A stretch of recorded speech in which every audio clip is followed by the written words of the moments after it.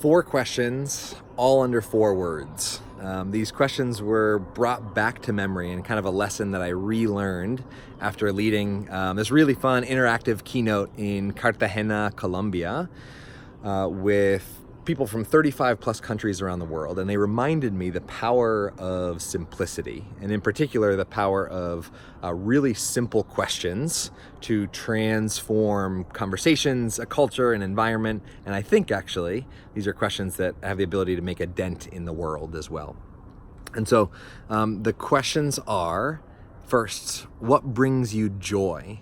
This is such a lovely question to answer. And most often when people answer it, they're pretty glad that they thought about that thing. It has a way of also eliciting some gratitude. Like when you share what brings you joy, you also inherently become a little bit grateful for what brings you joy. What brings you joy? Second one, what struck you? This one I was reminded of because in the middle of my keynote, we paused and in Colombia, we did a big question swap with the We Connect cards. And in the middle of the question swap, I paused everyone. I stood up on a chair and I just asked, what struck you? What struck you about that experience? And that question, what struck you, is really, really lovely because it allows both thinkers and feelers to answer it. It's not, what did you think about this, or how did you feel about this? What struck you about it?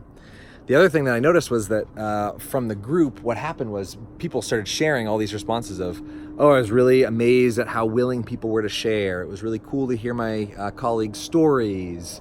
It was really amazing to get up and move around the room and shift the dynamic and the energy in the room.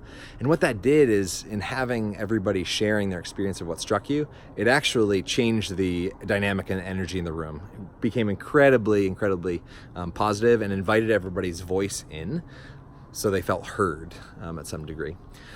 So what brings you joy? What struck you? Third one, how might we? This one is famously used in design thinking circles to spark solution, idea-focused conversations rather than barriers. So how might we accomplish blank?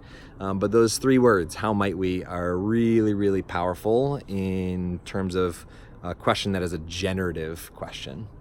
And then the 4th is one of my favorites, and I had forgotten it. It was given to me by one of my mentors, and he gave it to me. I was sharing about this colleague that I used to work with 8 to 10 years ago, who was frankly pretty frustrating.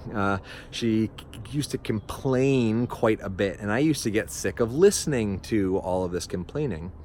And I was sharing this with Jeff, and he asked me, he just asked me, what do you think she needs? Which is a good question of its own, but I hadn't actually stopped to think about that question. I was so focused on myself and my own needs that I hadn't actually stopped to think about, what does she need in this moment? And my answer to that question was, she needs to be heard. And so the question he gave me was only 2 words. What else? What else? And it's a really cool question to, no matter what you're talking about, to peel the layer a little bit deeper, to unpack things a little bit more. What else? What brings you joy? What struck you? How might we? What else? I hope these 4 questions you can use and throw them into your own life in the right context so that they spark engagement and connection and perhaps some ideas. Have an awesome day.